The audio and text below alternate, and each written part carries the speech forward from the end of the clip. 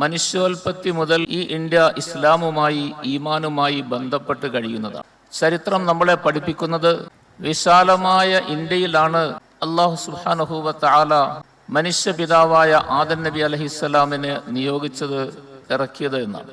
ഈ ചരിത്രം വെച്ച് നോക്കുമ്പോൾ എന്ന് മനുഷ്യവാസം ലോകത്ത് ആരംഭിച്ചോ അന്നു മുതൽ ഈമാനിന്റെ ഇസ്ലാമിന്റെ ആരംഭവും ഇന്ത്യയിൽ കുറിച്ചതാണ്. അതിനുശേഷമാണ് മറ്റിതര സ്ഥലങ്ങളിലെല്ലാം ഈമാനും ഇസ്ലാമും ഒക്കെ വന്നത്. പിന്നെ ക്രമേണ പലപ്പോഴും ഇത് അസ്തമിച്ചു പോവുകയും എല്ലാ സ്ഥലങ്ങളിലുമൊക്കെ ഉണ്ടായതുപോലെ പ്രവാചകന്മാർ ലോകത്ത് നിന്ന് മരണപ്പെട്ടു പോകുന്നതോടുകൂടി അതാത് കാലങ്ങളിൽ ഉണ്ടായിരുന്ന ഈമാനിയായ ഇസ്ലാമിയായ പ്രചരണങ്ങൾ അസ്തമിച്ചു പോയി. ജനങ്ങൾ ഇസ്ലാമിൽ നിന്ന് മാറിപ്പോകുന്നത് പോലെ ഇന്ത്യയിലും പലപ്പോൾ അത് അന്ത്യപ്രവാചകരായ സയ്യിദുനാ മുഹമ്മദ് റസൂലുള്ളാഹി സ്വല്ലല്ലാഹു അലൈഹി വസല്ലമ തങ്ങളുടെ കാലമായപ്പോൾ വീണ്ടും അത് ജീവൻ വെക്കുകയും ഇന്ത്യയിലേക്ക് ഇസ്ലാമിന്റെ പ്രകാശം എത്തിച്ചേരുകയും ചെയ്തു. എല്ലാ കാലത്തും ഇന്ത്യയിൽ വ്യത്യസ്ത മതക്കാരായ, വ്യത്യസ്ത ആശയക്കാരും ആദർശക്കാരുമായ ആളുകൾ ഒരുമിച്ച് താമസിച്ചിരുന്ന സ്ഥലമാണ്. എല്ലാ കാലത്തും അങ്ങനെയായിരുന്നു. സയ്യിദുനാ മുഹമ്മദ് റസൂലുള്ളാഹി സ്വല്ലല്ലാഹു അലൈഹി വസല്ലമ തങ്ങളുടെ കാലത്ത് ഇസ്ലാം ഇങ്ങോട്ട് കടന്നു വരുന്നതിന് മുമ്പ് ഇസ്ലാമിന്റെ വെളിച്ചമില്ലാതെ കഴിഞ്ഞുകൂടിയ സ്ഥലമായിരുന്നുവെങ്കിലും ആ വെളിച്ചം ഇങ്ങോട്ട് കടന്നു വന്നതോടുകൂടി ഈ വ്യത്യസ്ത ആദർശവും വിശ്വാസവുമുള്ള ആളുകളുടെ കൂട്ടത്തിൽ ഇസ്ലാമിന്റെ യഥാർത്ഥമായ വിശ്വാസവും ഈമാനിന്റെ അടിസ്ഥാനത്തിലുള്ള യഥാർത്ഥമായ തൗഹീദിന്റെ വിശ്വാസവുമെല്ലാം ഇവിടെയും വേരുറച്ചു.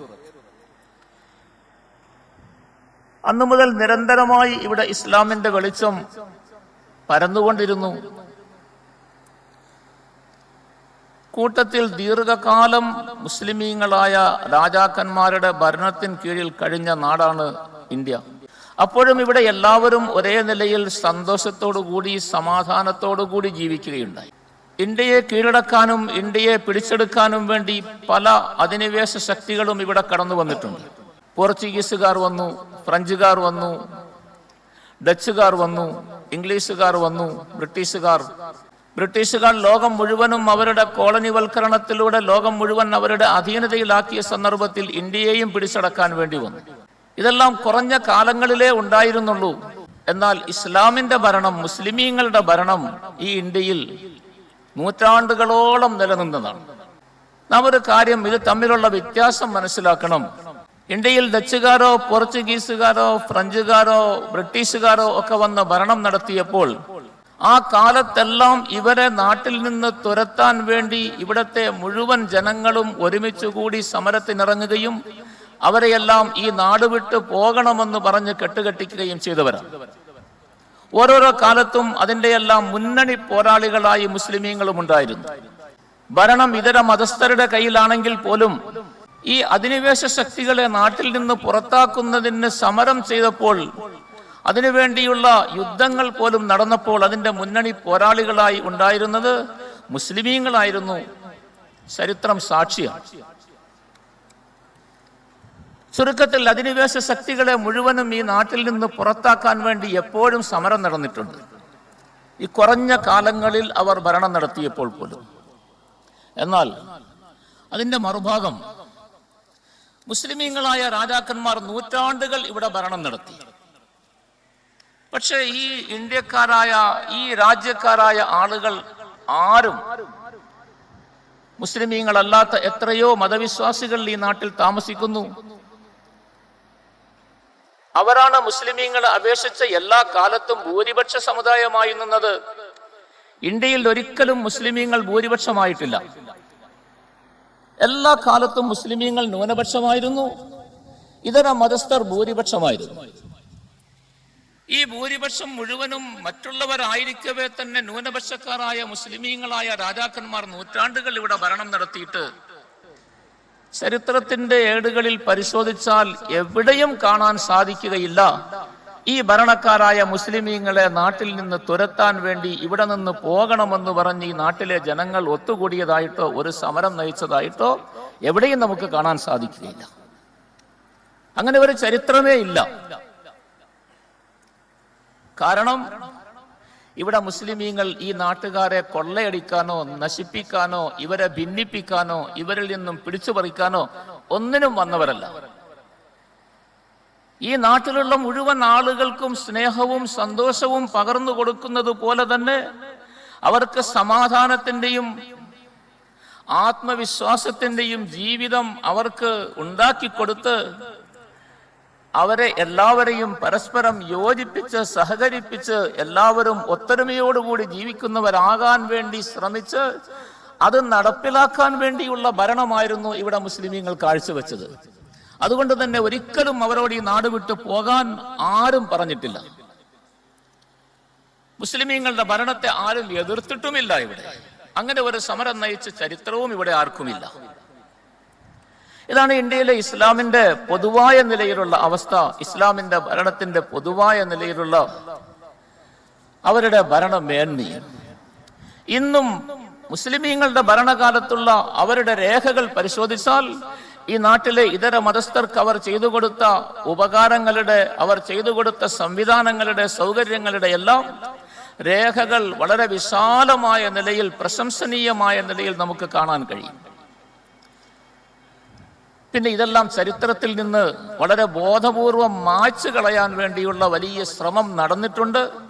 അതിന്റെ പിന്നിൽ ശക്തമായ അജണ്ടകളോടുകൂടി പ്രവർത്തിച്ച ആളുകൾ ഇതിനെ ഇല്ലാതാക്കാൻ വേണ്ടി എല്ലാ മാർഗങ്ങളും സ്വീകരിച്ച് അതിനെ ജനങ്ങളുടെ മനസ്സിൽ നിന്ന് തന്നെ തുടച്ചു നീക്കിക്കളഞ്ഞിട്ടുണ്ട്. ആ കൂട്ടത്തിൽ ഖേദകരമെന്ന് പറയട്ടെ, മുസ്ലിമീങ്ങളായ നമ്മളും പെട്ടുപോയി. നമുക്കും ഇന്ന് യഥാർത്ഥത്തിൽ ഇന്ത്യയിലെ ഇസ്ലാമിന്റെയോ ചരിത്രത്തെക്കുറിച്ച് ഒരു വിവരവും ഇല്ലാത്തവരായ നിലയിൽ മറ്റാരോ പഠിപ്പിച്ചു തന്ന ആ പാഠങ്ങൾ മാത്രം പഠിച്ച് ഉരുവിടുന്നവരായിട്ട് നമ്മളും മാറിപ്പോയതാണ് നമുക്ക് പറ്റിയ വലിയ അബദ്ധം. നമ്മുടെ ജീവിതത്തിൽ, നമ്മളുടെ ചരിത്രത്തിൽ നമുക്ക് പറ്റിയ വലിയ വീഴ്ച. ഇസ്ലാമിന്റെ ചരിത്രത്തെക്കുറിച്ച് നമ്മൾ ഇന്ത്യയിൽ പഠിച്ചാൽ ധാരാളം നമുക്ക് പഠിക്കാനുണ്ട്. കാരണം ഇസ്ലാം ഇവിടെ കൊടുക്കാൻ വന്നവരാണ്, ഒരിക്കലും വാങ്ങാൻ വന്നവരല്ല. ലോകത്തിന്റെ ചരിത്രം അതാണ്. ഇസ്ലാം എവിടെയും പോയി ഒന്നും വാങ്ങിയിട്ടില്ല, അവർക്ക് കൊടുത്തതല്ലാതെ. ഏതെല്ലാം രാജ്യങ്ങളിൽ ഇസ്ലാം കടന്നു ചെന്നിട്ടുണ്ടോ ആ രാജ്യങ്ങൾക്ക് മുഴുവനും ഇവർ കൊടുക്കുകയാണ് ചെയ്തത്. ഒന്നും അവരിൽ നിന്ന് വാങ്ങുകയോ പിടിച്ചെടുക്കുകയോ ചെയ്തിട്ടില്ല. അങ്ങനെ ഒരു ചരിത്രം ആർക്കും പറയാനോ കാണിച്ചു തരാനോ സാധിക്കുകയുമില്ല. പക്ഷെ ഇസ്ലാമിന്റെ ഈ വികസനവും വളർച്ചയും അവരുടെ ഈ ആളുകളുടെ മനസ്സിലുള്ള ആകർഷണീയതയും കണ്ട് സഹികെട്ട ആളുകൾ ഇവരെ നശിപ്പിച്ച് ഇവർ ചെയ്തതിനെ മുഴുവനും മറച്ചു വെക്കുകയും അതിനെ ഇല്ലാതാക്കാനും വേണ്ടിയുള്ള തീവ്രമായ ശ്രമങ്ങൾ നടത്തി ജനങ്ങൾക്കിടയിൽ ഇതിനെ മോശമായി ചിത്രീകരിക്കാൻ ആവുന്നത് ചെയ്തിട്ടുണ്ട്. ഇന്ത്യയിലാണെങ്കിൽ അത് വളരെ കൂടുതൽ നടന്നിട്ടുണ്ട്, ഇപ്പോഴും നടന്നുകൊണ്ടിരിക്കുന്നു. അവസാനം ഇന്ന് എത്തി നിൽക്കുന്നത് ഇസ്ലാമിന്റെ ചരിത്രം നശിപ്പിച്ചത് മാത്രമല്ല, ഇനി ഇസ്ലാമിനെയും മുസ്ലിമീങ്ങളെയും ഈ നാട്ടിൽ നിന്ന് ഇല്ലാതാക്കാൻ വേണ്ടിയുള്ള ശ്രമമാണ്. ഇന്ന് മുസ്ലിമീങ്ങൾ വലിയ ആശങ്കയിലാണ്, വലിയ പ്രയാസത്തിലാണ്. എല്ലാവരും എന്തോ വലിയ ഭയത്തിൽ, വലിയ ഭീതിയിൽ അകപ്പെട്ടിരിക്കുകയാണ്. പക്ഷെ ഒരു കാര്യം നമ്മൾ മനസ്സിലാക്കണം, മുസ്ലിമീങ്ങൾ ഒരിക്കലും അങ്ങനെ ഭയപ്പെടേണ്ടവരല്ല, പേടിക്കേണ്ടവരല്ല, ആരുടെയും ഭീഷണിക്ക് വശംവദരാകേണ്ടവരല്ല. ലോകത്തൊരിക്കലും ഒരു സ്ഥലത്തും മുസ്ലിമീങ്ങൾ ഭൂരിപക്ഷമായിട്ടില്ല. അപൂർവം ചില മുസ്ലിമീങ്ങളുടെ ഭരണം നടക്കുന്ന ഇസ്ലാമിന്റെ ചില രാജ്യങ്ങളിൽ അല്ലാതെ പൊതുവിൽ ലോകത്ത് മുസ്ലിമീങ്ങൾ ഭൂരിപക്ഷമായിട്ടില്ല. അങ്ങനെ ആവുക എന്നുള്ളത് അള്ളാഹുവിന്റെ തീരുമാനവുമല്ല. മുസ്ലിമീങ്ങൾ ന്യൂനപക്ഷമായിരിക്കും, പക്ഷെ അവർ ഈ ഭൂരിപക്ഷത്തിന് മുഴുവനും കൊടുക്കാൻ വേണ്ടി വന്നവരാണ്. കൊടുക്കുകയും അവരെ വശീകരിക്കുകയും ചെയ്യും. അവരുടെ മനസ്സിൽ ആനന്ദവും സന്തോഷവും ഉണ്ടാക്കി കൊടുക്കുന്നത് ഈ കുറഞ്ഞ മുസ്ലിമീങ്ങളാണ്. നമുക്കറിയാമല്ലോ ഇസ്ലാമിന്റെ ആരംഭകാലം മുതലുള്ള ചരിത്രം. എത്രയോ പോരാട്ടങ്ങൾ ഇസ്ലാമിന്റെ പേരിൽ നടന്നിട്ടുണ്ട്, എത്രയോ സമരങ്ങൾ ഇസ്ലാമിന്റെ പേരിൽ നടന്നിട്ടുണ്ട്. ഇസ്ലാമിനെ സംരക്ഷിക്കാൻ വേണ്ടി, ഇസ്ലാമിനെ പ്രചരിപ്പിക്കാനോ അടിച്ചേൽപ്പിക്കാനോ വേണ്ടിയല്ല, ഇസ്ലാമിനെ സംരക്ഷിക്കാനും പ്രതിരോധിക്കാനും നിലനിർത്താനും വേണ്ടിയുള്ള സമരങ്ങൾ മാത്രമേ ഇസ്ലാമിന്റെ പേരിൽ നടന്നിട്ടുള്ളൂ. ആ ചരിത്രങ്ങൾ പരിശോധിച്ചു നോക്കിയാൽ നമുക്കറിയാം, എവിടെയെല്ലാം ഇസ്ലാമിന്റെ പേരിൽ പോരാട്ടങ്ങൾ, സമരങ്ങൾ നടന്നിട്ടുണ്ടോ ആ രംഗങ്ങളിലെല്ലാം മുസ്ലിമീങ്ങൾ എപ്പോഴും മറുഭാഗത്ത് വരുന്ന ശത്രുക്കളെക്കാൾ എണ്ണത്തിൽ കുറവായിരുന്നു. ഒരിക്കലും എണ്ണത്തിൽ കൂടിയിട്ടില്ല. ഒരു സന്ദർഭത്തിൽ ഇവർ സ്വയം കുറച്ച് കൂടുതലുണ്ടായിരുന്നു, ശത്രുക്കളുടെ എണ്ണത്തെക്കാൾ കൂടുതലല്ല. സ്വയം മുസ്ലിമീങ്ങൾക്ക് അഭിമാനം തോന്നാൻ ഭാഗത്തിന് കുറച്ച് എണ്ണം കൂടുതലുണ്ടായിരുന്നു മറ്റിതര സംഭവങ്ങളിൽ ഉണ്ടായതിനേക്കാൾ. അന്നവർ ഞങ്ങൾ കൂടുതലുണ്ടല്ലോ, സാരമില്ല, ഞങ്ങളെ കീഴ്പ്പെടുത്താൻ ആർക്കും സാധ്യമല്ല എന്നുള്ള ഒരു തോന്നൽ അവരുടെ മനസ്സിൽ എവിടുന്നോ കടന്നുകൂടിയപ്പോൾ ആ തോന്നലും അല്ലാഹു സുബ്ഹാനഹു വ തആല അവരിൽ നിന്ന് ഇഷ്ടപ്പെട്ടില്ല. ഇത്ര കാലവും നിങ്ങൾ ന്യൂനപക്ഷമായിരുന്നിട്ട് നിങ്ങൾക്കല്ല ഞാൻ വിജയം നൽകിയത്, പിന്നെ ഇന്ന് കുറച്ച് ആളുകൾ കൂടുതലുണ്ട് എന്നുള്ളതിന്റെ പേരിൽ നിങ്ങൾ എന്തിന് അഭിമാനം കൊള്ളുന്നു? നിങ്ങൾക്കെങ്ങനെ സമാധാനം വരുന്നു? അതുകൊണ്ട് തൽക്കാലത്തേക്ക് നിങ്ങളുടെ സമാധാനം ഞാൻ നഷ്ടപ്പെടുത്താൻ തീരുമാനിച്ചു എന്ന് അല്ലാഹു തആല അവരെ അറിയിച്ചു. അല്ലാഹു തആല തന്നെ അവരോട് ചോദിച്ചു, നിങ്ങൾക്ക് ഹുനൈൻ യുദ്ധത്തിന്റെ സന്ദർഭത്തിൽ ആളെണ്ണം കൂടുതൽ സ്വയം ഉണ്ടായിരുന്നതിന്റെ പേരിൽ, ഭൂരിപക്ഷമല്ല നിങ്ങളുടെ എണ്ണത്തിൽ കുറച്ച് കൂടുതൽ ഉണ്ടായിരുന്നതിന്റെ പേരിൽ നിങ്ങൾക്ക് അഭിമാനം തോന്നുകയും നിങ്ങളെ കണ്ടിട്ട് നിങ്ങൾക്ക് ആശ്ചര്യം തോന്നുകയും ചെയ്തല്ലോ. അന്ന് ഞാൻ നിങ്ങളെ ആരംഭത്തിൽ നിന്ന് പാഠം പഠിപ്പിക്കാൻ വേണ്ടി പിന്തിരിഞ്ഞോടേണ്ട അവസ്ഥയിലേക്ക് കൊണ്ടുവന്ന് എത്തിച്ചില്ലേ? വയൗമ ഹുനൈനിൻ ഇദ് അഅജബത്കും കസ്റതുകും ويوم حنين إذ أعجبتكم كثرتكم فلم تغن عنكم فئتكم شيئا وضاقت عليكم الأرض بما رحبت ثم وليتم مدبرين. അല്ലാഹു സുബ്ഹാനഹു വ തആല സംഭവം നമ്മളെ പഠിപ്പിക്കുന്നുണ്ട്. അപ്പൊ മുസ്ലിമീങ്ങൾ ആളെണ്ണം കൂടി ഭൂരിപക്ഷമായിട്ട് ഒരിക്കലും ഉണ്ടാവുകയില്ല, എന്നും ന്യൂനപക്ഷമായി തന്നെ ഇരിക്കും. പക്ഷെ ന്യൂനപക്ഷം ഭയപ്പെടേണ്ടവരല്ല, ഭയപ്പെടേണ്ട ആവശ്യമില്ല ആരെയും. കാരണം ഒരിക്കലും മുസ്ലിമീങ്ങൾ അവർ സ്വയമായി ഒന്നും ചെയ്യുന്നില്ല. അവരോട് കൽപ്പിക്കപ്പെട്ട കാര്യങ്ങൾ അവർ ചെയ്യുന്നു, നടത്തുന്നത്, അതിനെ ലക്ഷ്യത്തിൽ എത്തിക്കുന്നത് അള്ളാഹു ഏറ്റെടുത്ത കാര്യമാണ്. അതുകൊണ്ട് മുസ്ലിമീങ്ങൾക്ക് എവിടെന്നെങ്കിലും അക്രമങ്ങളോ ഉപദ്രവങ്ങളോ ഉണ്ടാവുകയാണെങ്കിൽ ഉപദ്രവിക്കപ്പെട്ടതിന്റെ പേരിൽ, മർദ്ദിതരായതിന്റെ പേരിൽ അവർക്ക് പ്രതിരോധിക്കാനുള്ള അവകാശം ഇസ്ലാമിൽ നൽകിയിട്ടുണ്ട്. ഇസ്ലാമിൽ നൽകിയ ഈ അവകാശമാണ് ഇന്ന് സമരത്തിന്റെ രീതിയിൽ നമ്മൾ നടത്തിക്കൊണ്ടിരിക്കുന്നത്. സഹായം, തീരുമാനം ലക്ഷ്യത്തിലേക്ക് എത്തിക്കുക എന്നുള്ളത് നമ്മളുടെ ബാധ്യതയല്ല, അള്ളാഹുവിന്റെ ഉത്തരവാദിത്വമാണ്, അള്ളാഹു ഏറ്റെടുത്തിരിക്കുന്ന വാഗ്ദാനം. നമ്മുടെയൊക്കെ മനസ്സിൽ തോന്നും, നമ്മൾ കുറെ ആളുകൾ വലുതായിട്ടങ്ങ് സംഘടിച്ചാൽ പല ഭാഗങ്ങളിലും മാസങ്ങളായി നടന്നുകൊണ്ടിരിക്കുന്ന പ്രതിഷേധങ്ങളിൽ ആൾക്കൂട്ടം കണ്ട് നമ്മൾ അഭിമാനിക്കാറുണ്ട്. ഇത്ര ആളുകൾ പങ്കെടുത്തു, 10,000-കണക്കിന് ലക്ഷക്കണക്കിന് ആളുകൾ പങ്കെടുത്തുവെന്ന്. പക്ഷെ ഈ ലക്ഷമൊന്നും അല്ലാഹുവിന്റെ മുമ്പിൽ വിലയുള്ളതല്ല. നമ്മളങ്ങനെ ലക്ഷങ്ങൾ കണ്ട് മതിമറക്കാനുള്ളവരുമല്ല. ലക്ഷങ്ങളെ കൊണ്ടൊരു കാര്യവും നടക്കുകയില്ല, ലക്ഷങ്ങളുടെ ആവശ്യവുമില്ല നമുക്ക്. അല്ലാഹു സുബ്ഹാനഹു വ തആല നമ്മളോട് വഅദ ചെയ്യുന്നു, നിങ്ങളെ എപ്പോഴെങ്കിലും മർദ്ദിക്കപ്പെട്ടാൽ നിങ്ങൾക്ക് പ്രതിരോധിക്കാനുള്ള അവകാശമുണ്ട്. നിങ്ങളുടെ ആ പ്രതിരോധം ഞാൻ ഏറ്റെടുക്കുകയും ഞാൻ നിങ്ങളെ സഹായിക്കുകയും ചെയ്തോളാം.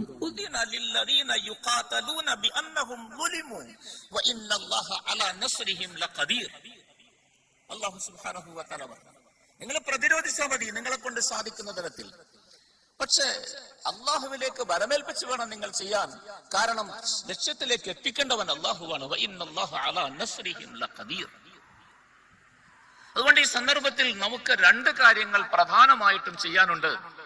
മുസ്ലിമീങ്ങൾ 2 കാര്യങ്ങളാണ് ചെയ്യേണ്ടത്. ഒന്ന്, ആരെയും ഉപദ്രവിക്കാത്ത തരത്തിൽ നമ്മൾ ഏതാണോ നമ്മൾക്ക് അനുവദിക്കപ്പെട്ടിരിക്കുന്നത്, അനുവദിക്കപ്പെട്ട മാർഗങ്ങളിൽ കൂടി അതിനാരെല്ലാം സഹകരിക്കുമോ എന്ന് സഹകരിക്കുന്ന മുഴുവൻ ആളുകളെയും കൂട്ടിക്കൊണ്ട്, ഏത് മതസ്ഥരാണെങ്കിലും ശരി, അവരോടെല്ലാം വളരെ സ്നേഹത്തിൽ തസന്തോഷത്തിൽ കഴിഞ്ഞ് അവർ സഹകരിക്കുന്നതിനനുസരിച്ച് അവരെയും സഹകരിപ്പിച്ചുകൊണ്ട് നാം നമ്മളുടെ നിലപാടിൽ ഉറച്ചു നിന്നുകൊണ്ട് നാം അള്ളാഹുവിന്റെ അനുവാദപ്രകാരം പ്രതിരോധിക്കാൻ തയ്യാറാണ്. അക്രമ മാർഗങ്ങളല്ല, സമാധാനത്തിന്റെ മാർഗങ്ങളിൽ കൂടി നമ്മൾ പ്രതിരോധിക്കാൻ തയ്യാറാകണം. നമുക്ക് അക്രമമേ ഇല്ല, അക്രമം പാടില്ലാത്ത കാര്യമാണ്. മറ്റുള്ളവരെ ഉപദ്രവിക്കുക എന്നുള്ളത് ഒരിക്കലും നമ്മളോട് അനുവദിക്കപ്പെട്ടിട്ടുള്ള കാര്യമല്ല. നമുക്ക് സമാധാനത്തിന്റെ മാർഗത്തിൽ കൂടി നമ്മളുടെ കാര്യം നേടിയെടുക്കുക എന്നുള്ളതാണ്. അതുകൊണ്ട് മാർഗം നമ്മൾ സ്വീകരിക്കേണ്ടത് എപ്പോഴും അള്ളാഹു അനുവദിച്ച തരത്തിൽ അള്ളാഹുവിന്റെ സഹായം നമ്മളിലേക്ക് വന്നു ചേരുന്ന തരത്തിലുള്ള സമാധാനത്തിന്റെ മാർഗങ്ങളിൽ കൂടിയുള്ള പ്രതിരോധം. അതിൽ ആളുകൾ കുറഞ്ഞാലും നമ്മൾ അതിൽ ഉറച്ചു നിൽക്കണം, ആളുകൾ കൂടിയാലും നമ്മൾ ഉറച്ചു നിൽക്കണം.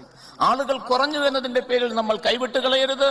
ആളുകൾ കൂടി എന്നതിന്റെ പേരിൽ നമ്മൾക്കിനി ആവശ്യമില്ല എന്ന് തോന്നുകയോ നമ്മൾ വലിയ അഹങ്കാരമോ ഉൾനാട്യമോ ഒന്നും നമ്മളിൽ ഉണ്ടാകാനും പാടില്ല. ഉണ്ടായാൽ അള്ളാഹുവിന്റെ നോട്ടത്തിൽ നിന്ന് നമ്മൾ വീണു. അതുകൊണ്ട് സമാധാനത്തോടു കൂടി ഈ മാർഗങ്ങൾ ചെയ്യണം. യഥാർത്ഥത്തിൽ ഇന്ന് എന്താ നടക്കുന്നത്? ഒരു ഭരണകൂടം അവരുടെ ഭരണീയർക്കെതിരിൽ ഭരണം ഏൽപ്പിച്ചു കൊടുത്ത ആളുകളോട്, ഭരണം ഏൽപ്പിച്ചു കൊടുത്തവരോട് ചോദിക്കുകയാണ്, ഞങ്ങൾക്ക് ഭരണം ഏൽപ്പിച്ചു തരാൻ നിങ്ങൾക്ക് എന്താണ് അവകാശമെന്ന് തെളിയിക്കുന്നത്. ഇതാണ് ഇന്ന് നടക്കുന്നത്. ഭരണകൂടം നേരത്തെ തന്നെ നമ്മളെ ഏൽപ്പിച്ചിരിക്കുന്ന രേഖകൾ, നമ്മൾ ഇവിടുത്തെ ഇന്ത്യൻ പൗരന്മാരാണ് എന്നുള്ള അതിന് തെളിവായി ഏൽപ്പിച്ചിരിക്കുന്ന രേഖകൾ, ID കാർഡുണ്ട്, ആധാർ കാർഡുണ്ട്, പാസ്പോർട്ട് ഉണ്ട്, മറ്റിതര രേഖകളുണ്ട്. ഇതെല്ലാം നമ്മൾ ഇവിടുത്തെ പൗരന്മാരാണെന്ന് തെളിയിക്കുന്ന രേഖകൾ ഈ ഭരണകൂടം തന്നെ നമുക്ക് തന്നതാണ്. ആ രേഖകൾ വെച്ചുകൊണ്ടാണ് നമ്മളോട് വോട്ട് ചെയ്യാൻ പറഞ്ഞ് വോട്ട് ചെയ്തവർ ഭരണത്തിൽ വന്നത്. ഭരണത്തിൽ വന്നു കഴിഞ്ഞപ്പോൾ അവർ ചോദിക്കുകയാണ് തിരിച്ച്, ഞങ്ങളെ ഭരണത്തിൽ കയറ്റാൻ നിങ്ങൾക്ക് അവകാശമുണ്ട് എന്ന് നിങ്ങൾ തെളിയിക്കണം രേഖകൾ കാണിച്ച്. ഇതൊരു വിരോധാഭാസമാണ്. കുറച്ചെങ്കിലും ബോധത്തോടു കൂടി ചിന്തിക്കുന്ന ബോധം വേണ്ടേ? ഭരണം ഭരിക്കാൻ മാത്രം പഠിച്ചാൽ പോരാ, ബോധമുള്ളവർ ഭരിക്കണം. ഭരണം ആരുടെ കയ്യിലും വന്നു ചേരും, ആർക്കും ഭരണം കൈയാളാം. പക്ഷെ ഭരണം കൈയാളാൻ യോഗ്യതയുള്ളവരായിരിക്കണം. ദിവസങ്ങൾക്ക് മുമ്പ് ഭരണത്തിന്റെ അഹങ്കാരത്തിന്റെ മൂർധന്യതയിൽ നിന്നുകൊണ്ട് ഒരാൾ വിളിച്ചു പറഞ്ഞു, മണിക്കൂറുകൾ കഴിയുമ്പോൾ ഞങ്ങൾ ഡൽഹിയുടെ ഭരണം പിടിച്ചാൽ 1 മണിക്കൂർ കൊണ്ട് ഷഹീൻബാഗ് തകർക്കും, തൂത്തുവാരും. 1 മാസത്തിനുള്ളിൽ എന്റെ മണ്ഡലത്തിൽ ഒരൊറ്റ മസ്ജിദുകൾ പോലും കാണുകയില്ല, അതും തകർത്ത് കളയും. അഹങ്കാരത്തിന്റെ പേരിൽ അഹങ്കാരത്തിന്റെ വാക്കാണ്. വിവരമില്ലാത്തവരല്ലേ അഹങ്കാരത്തിന്റെ വാക്ക് പറയുകയുള്ളൂ. ഈ അഹങ്കാരത്തിന്റെ വാക്കുകൾ വിളിച്ചു പറഞ്ഞ് ജനങ്ങളെ മുഴുവനും ഭീതിയിലാഴ്ത്തിയ ആളുകൾ ഇന്നലെ വൈകുന്നേരമായപ്പോ ഇന്നലത്തെ വാക്കെന്താ? ഭരണം കിട്ടിയാൽ ഞങ്ങൾ അഹങ്കരിക്കാറുമില്ല, പരാജയപ്പെട്ടാൽ ഞങ്ങൾ നിരാശപ്പെടാറുമില്ല. ഇത്ര നല്ല വാക്ക്. ഭരണം കിട്ടിയാൽ ഞങ്ങൾ അഹങ്കരിക്കാറുമില്ല, പരാജയപ്പെട്ടാൽ ഞങ്ങൾ നിരാശപ്പെടാറുമില്ല. ഇത് നേരത്തെ പറഞ്ഞുകൂടെ ബോധപൂർവം? എത്ര നന്നായിരുന്നേനെ. അഹങ്കാരത്തിന്റെ വാക്ക് വിളിച്ചു പറഞ്ഞിട്ട് തിരിച്ചെടുക്കേണ്ടി വന്നു. ഒരു ഭരണകൂടം ഒരു നിയമം നടപ്പിലാക്കിയിട്ട് ആളുകളെ ചേർത്ത് നാട് മുഴുവൻ നടത്തുകയാണ്. ഈ നിയമം ശരിയാണ്, നല്ലതാണ്, ഉപയോഗപ്രദമാണ് എന്ന് വീട് തോറും കയറി ഇറങ്ങി ആട്ടും തുപ്പും കൊണ്ട് പറഞ്ഞ് പരസ്യപ്പെടുത്താൻ ഒരു ഭരണകൂടം ആളുകളെ പറഞ്ഞേക്കുക. ബോധത്തോടു കൂടി നേരത്തെ നല്ല നിയമം ഉണ്ടാക്കിയാൽ പോരെ? നടപ്പാകുന്ന നിയമം നടപ്പാക്കാൻ പോകുന്നില്ല. നമ്മൾ ഭയപ്പെടേണ്ട ആവശ്യവുമില്ല. ഈ പ്രതിരോധമൊന്നും ഇല്ലെങ്കിലും ഇത് നടപ്പാകാൻ പോകുന്നില്ല. കാരണം അങ്ങനെ ഒരു ലോകത്തും ഒരു കാര്യം നടക്കുകയില്ല. ഇവരെ ഭരണത്തിൽ കയറ്റിയവരോടാണ് നിങ്ങൾക്ക് ഭരണത്തിൽ കയറ്റാൻ എന്താണ് നിങ്ങൾക്ക് യോഗ്യത എന്ന് നമ്മളോട് ചോദിക്കുന്നത്. അത് തന്നെ വിവരമില്ലാത്ത ജോലിയാണ്. പിന്നെ കൂടുതൽ അതിനെക്കുറിച്ച് പറഞ്ഞാൽ ചിലപ്പോൾ വേറെ പലതും പറയേണ്ടി വരും. അതുകൊണ്ട് ഞാൻ അങ്ങോട്ട് കടക്കുന്നില്ല. കാര്യം മനസ്സിലാക്കുന്നവർക്ക് ഇത് തന്നെ മതിയായത്. ഇങ്ങനത്തെ ആളുകളോട് നമ്മൾ പ്രതിരോധിക്കേണ്ടത് നമ്മളും അവരെ പോലെ ബോധമില്ലാത്തവർ, വിവരമില്ലാത്തവർ ആയിട്ടല്ല, വിവരത്തോടു കൂടി തന്നെ നമ്മൾ നിൽക്കണം. 2 ഭാഗത്തും വിവരമില്ലാതെയായാൽ രണ്ടും പരാജയമായിരിക്കും. ഒന്നാമത്തെ കാര്യം, നമ്മൾ വളരെ സമാധാനത്തോടു കൂടി സന്തോഷത്തോടു കൂടി എല്ലാവരെയും ചേർത്തുകൊണ്ട് എല്ലാവർക്കും ഉപകാരപ്രദമായ നിലയിൽ സമാധാനത്തിന്റെ മാർഗത്തിൽ കൂടി നമ്മൾ പ്രതിരോധിക്കുക. ആളുടെ എണ്ണമോ കൂടുതലോ കുറവോ ഇതൊന്നും വകവയ്ക്കാതെ നമ്മൾ ആ നിലപാടിൽ ഉറച്ചു നിൽക്കുക. മുസ്ലിമീങ്ങൾ ഒത്തുചേരുക. മുസ്ലിമീങ്ങൾ എല്ലാവരും ചേർന്ന് നിന്നുകൊണ്ട് ചെയ്യുന്ന കാര്യങ്ങൾക്ക് അള്ളാഹുവിന്റെ മുമ്പിൽ വിലയുള്ളൂ. മുസ്ലിമീങ്ങൾ ഭിന്നിച്ചാൽ അള്ളാഹുവിന്റെ മുമ്പിൽ വിലയില്ലാതെയാകും. എന്തോ അപശബ്ദങ്ങളൊക്കെ നമുക്കിടയിലും കേട്ടു തുടങ്ങിയിട്ടുണ്ട്.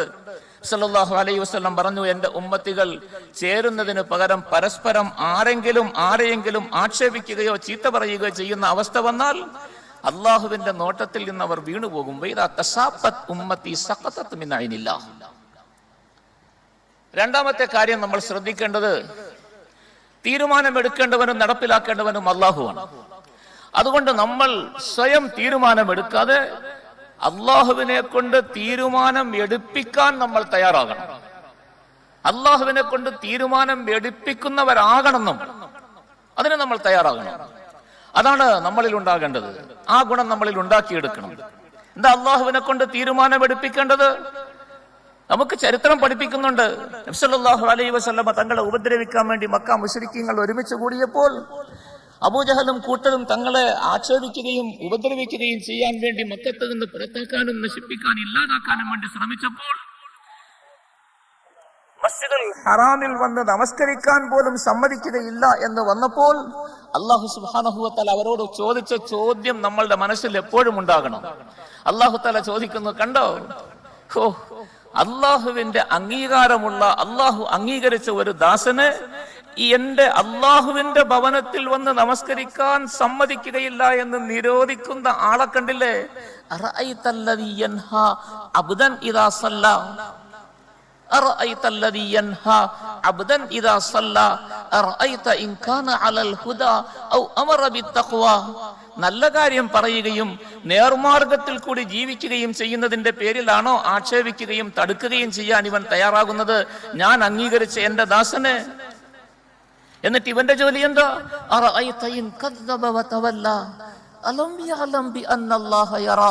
അള്ളാഹു ചോദിക്കുന്നു, അവൻ നിഷേധിക്കുകയും സത്യത്തിന്റെ മാർഗം ഉപേക്ഷിച്ച് മുഴുവനും കളവ് പ്രചരിപ്പിക്കുകയും ചെയ്യുന്ന ഇവൻ, അവൻ അറിഞ്ഞുകൂടെ അള്ളാഹു ഇത് കാണുന്നുണ്ടെന്നുള്ള ചിന്തയൊന്നും അവനക്കില്ലേ? സ്വയം താൻ വിചാരിക്കുന്നതൊക്കെ ചെയ്തു കളയാമെന്നാണോ ധരിക്കുന്നത്?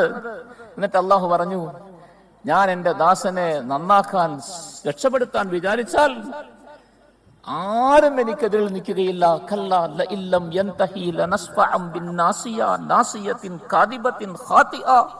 അള്ളാഹു പറയുന്നു, അവൻ തടുക്കുമല്ലേ, നിസ്കരിക്കാൻ സമ്മതിക്കില്ല. പറയുന്നില്ലേ, പള്ളികൾ പൊളിച്ചു കളയും, ബാങ്ക് കൊടുക്കാൻ സമ്മതിക്കില്ല. ഇനിയിപ്പോ എല്ലാവർക്കും കൂടി ഒരേ നിയമം, ഏക സിവിൽ കോഡ്, എല്ലാവർക്കും ഒരേ നിയമം നടപ്പിലാക്കുന്നത് നല്ലത് തന്നെ. പക്ഷെ ശരിയായി അംഗീകാരമുള്ള നിയമം നടപ്പിലാക്കുകയും ആ നിയമം എല്ലാവരുടെ മേലും ബാധകമാക്കുകയും ചെയ്യണം. അപ്പോഴാണ് ഒരു ഭരണം നടക്കുക. ഇപ്പൊ അതല്ലല്ലോ ഉള്ളത്. നിയമമുണ്ട്. ആർക്ക് നിയമം? ആരോടാണോ വിരോധമുള്ളത് അവർക്ക് നിയമം, അല്ലാത്തവർക്ക് നിയമമൊന്നും ബാധകമല്ല. ആർക്കും ബാധകമല്ല നിയമം. ഇങ്ങനത്തെ നിയമം കൊണ്ട് കാര്യമൊന്നുമില്ല. അള്ളാഹു പറയുന്നു, അങ്ങനത്തെ ഒരു നിയമവും വേണ്ട, തയ്യാറാകും. നോക്ക്, നിന്നെ കൊണ്ട് സാധിക്കുമെങ്കിൽ നീ നോക്ക്. വിളി, നിന്റെ ആൾക്കാരെ മുഴുവനും കൂട്ട, അഹങ്കാരികളെ മുഴുവനും കൂട്ടിയിട്ട് നീ ഇവരെ നശിപ്പിക്കാൻ വേണ്ടി, ബാങ്കില്ലാതെയാക്കാൻ, നിസ്കാരമില്ലാതെയാക്കാൻ, മുസ്ലിമീങ്ങളെ നിഷ്കാസനം ചെയ്യാൻ നീ നോക്കിയിട്ട് കാണിച്ചു തരാം, പഠിപ്പിച്ചു തരാം. അല്ലാഹു സുബ്ഹാനഹു വ തആല പറഞ്ഞു. ഇതേ നിലയിൽ അല്ലാഹു തആല നമ്മളെ കുറിച്ചും തീരുമാനമെടുക്കുന്നതിന് നാം, അല്ലാഹു തആല നമ്മളെ കുറിച്ച് ഈ നിലയിൽ പറഞ്ഞ തീരുമാനം നടപ്പിലാക്കാൻ നമ്മൾ യോഗ്യരായി തീരണം. അള്ളാഹുവിനെ കൊണ്ട് തീരുമാനം എടുപ്പിക്കണം. ഇതാണ് നമ്മളുടെ രണ്ടാമത്തെ ജോലി. അഥവാ അള്ളാഹുവിന്റെ കൽപ്പനകളെ അനുസരിച്ച് വഴിപ്പെട്ട് വെറും നമസ്കാരമോ നോമ്പോ അല്ല, നമ്മളുടെ ജീവിതത്തിന്റെ അടിതൊട്ട് മുടിവരെ 24 മണിക്കൂർ നേരത്തെ മുഴുവൻ ഇടപാടുകളിലും അള്ളാഹുവിന്റെ കൽപ്പനകളെ അനുസരിച്ച് സയ്യിദുനാ മുഹമ്മദ് റസൂലുള്ളാഹി സ്വല്ലല്ലാഹു അലൈഹി വസല്ലമ തങ്ങളുടെ ജീവിതചര്യയെ പിൻപറ്റിക്കൊണ്ട് എല്ലാവരുമായി സഹകരിച്ച് നമ്മൾ ഇസ്ലാമിന്റെ യഥാർത്ഥ ജീവിതത്തിലേക്ക് വരുമ്പോൾ അള്ളാഹു തീരുമാനമെടുക്കും. അള്ളാഹുവിനെ കൊണ്ട് തീരുമാനം എടുപ്പിക്കാൻ വേണ്ടി നമ്മൾ തയ്യാറാകണം. ഈ രണ്ട് മാർഗങ്ങളും സ്വീകരിക്കുക എന്നുള്ളത് ഇന്ന് നമുക്ക് ഏറ്റവും അത്യാവശ്യമായ കാര്യമാണ്. ഇതാണ് നമ്മൾ ഇസ്ലാമിന്റെ ചരിത്രം ഇന്ത്യയിൽ നടന്നതിനെ കുറിച്ച് പഠിക്കേണ്ടത്. അത് ശരിക്കും പഠിച്ച് മനസ്സിലാക്കി അവരെങ്ങനെ ഇസ്ലാമിനെ ഇവിടെ നിലനിർത്തി എന്നുള്ളതിനെ അറിഞ്ഞ് നമ്മളും ആ വഴിയിലേക്ക് വരണം. അതാണ് നമുക്കും അത്യാവശ്യമായത്. അല്ലാഹു സുബ്ഹാനഹു വ തആല അവന്റെ കരുണ കൊണ്ട് നമ്മളെ എല്ലാവരെയും, മുഴുവൻ മുസ്ലിമീങ്ങളെയും ആ പാതയിലേക്ക് കൊണ്ടുവരികയും അതിൽ ഉറപ്പിച്ചു നിർത്തുകയും നമ്മളുടെ നിലപാടുകളെ ഉറച്ചതാക്കി തരികയും ചെയ്യുമാറാകട്ടെ.